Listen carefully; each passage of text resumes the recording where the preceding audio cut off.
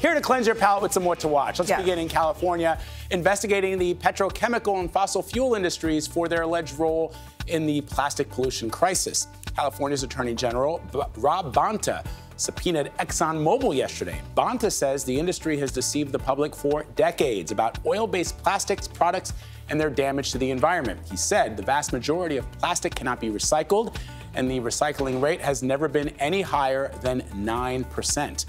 It's put into a landfill, number one. Number two, it's burned. Or number three, it ends up other places in our environment, including our waterways and our oceans. So I don't... Bonta accused ExxonMobil of being a major source of global plastics pollution.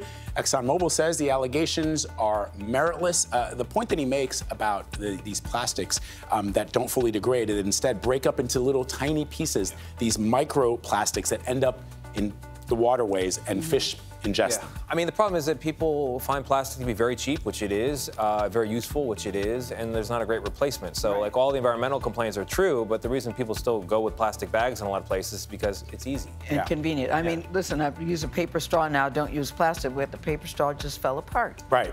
But I'm not using plastic. No, yeah, which is pointing good. it out. Which is good. There are little individual things we can take. Like, this is kind of a silly thing, but you know, face scrubs, facial scrubs. I learned this recently. Facial scrubs generally have microplastics in them. So when you wash your face with them, they look all youthful, and they go into the drain. Where do they end up?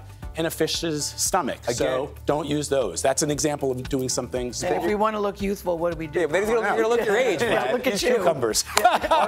Mark this footage. This is the beginning of the end of Vlad's youthful look. Right. I'll look my age tomorrow on Monday.